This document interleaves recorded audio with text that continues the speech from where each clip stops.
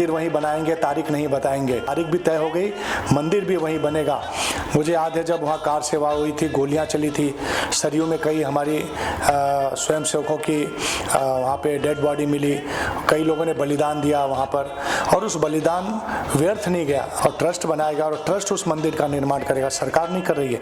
हमारे जीवन में राम मंदिर बनेगा ऐसा हम सपना देखते थे और वो सपना पूरा होने जा रहा है। 5 तारीख को जैसे आदेश आए, हम घरों में दिए जलाएं, फटाखड़े फोड़ें, खुशी मनाएं। बहुत खुशी है इस बात की कि जिस राम जन्मभूमि के आंदोलन के लिए लोगों ने 450-500 साल तक लड़ाई लड़ी, वह अब उसका शिलान्यास होने जा रहा है। विशेष करके मैं सुप्रीम कोर्ट का भी धन्यवाद करूंगा, क्योंकि जो कानूनी लड़ाई इतने सालों से चल रही थी, सुप्रीम कोर्ट ने उसके पर निर्णय दिया अपना।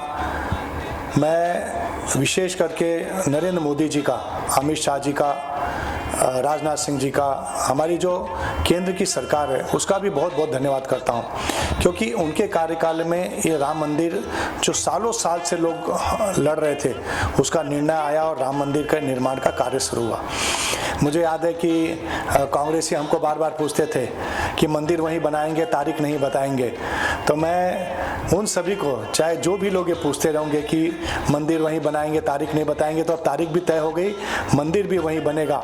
और मैं योगी जी का भी बहुत बहुत अभिनंदन करता हूं कि योगी जी ने राम जन्मभूमि के विषय को लेकर बहुत ही अच्छे ढंग से उत्तर प्रदेश को, वहाँ की लॉ एंड ऑर्डर को, कानून व्यवस्था को उन्होंने संचालित किया, संगठित किया, मतलब ठीक ढंग से उसको टैकल किया। मैं योगी जी का भी बहुत बहुत आभार मानता हूँ। दोस्तों, एक बहुत लंबी लड़ाई थी। उस कार सेवा हो या शिला पूजन का कार्यक्रम हो या अयोध्या में राम मंदिर बने, इसके लिए जो अलग अलग लड़ाई लड़ी गई। मुझे याद है जब वहाँ कार सेवा हुई थी, गोलियां चली थी, सरयू में कई हमारी स्वयंसेवकों की वहाँ पे डेड बॉडी मिली, कई लोगों ने बलिदान दिया वहाँ पर, और उस बलिदान व्यर्थ नहीं गया। आज उनके बलिदान को हम याद करते हैं, कोठारी बंधु को भी याद करते हैं। ऐसे कई लोगों ने अपने उस राम जन्मभूमि आंदोलन में अपने प्राण गंवाए, अपने प्राणों की आहुति दी।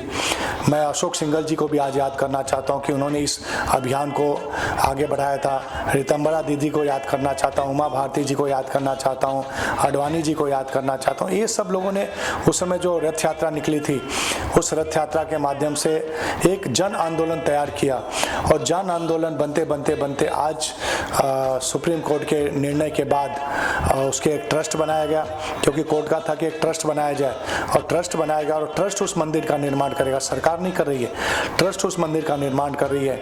तो निश्चित हम हिंदुओं की भावनाओं को ध्यान में रखते हुए, क्योंकि एक हमारे जीवन में राम मंदिर बनेगा ऐसा हम सपना देखते थे और वो सपना पूरा होने जा रहा है। तो मैं सभी उन लोगों को, जिन लोगों ने इस राम जन्मभूमि आंदोलन में सहयोग दिया, जिन लोगों ने बलिदान दिया, उन सभी को भी याद करता हूँ और सभी को नमस्कार करता हूँ। किसी भी काम के लिए धन की आवश्यकता होती है, और ये जो ट्रस्ट बना है, ट्रस्ट में लोग अनुदान देंगे, लोग दान देंगे, ट्रस्ट में डोनेशन लोग दे सकते हैं। उसके पहले भी राम मंदिर का जो इसकी जो शिला बनी हुई है, और कुछ हमने शिलाएं पूजन करके भेजी है, वहाँ पे काफ़ी उसके जो पिलर्स हैं वो तैयार हुए हैं पहले से ही।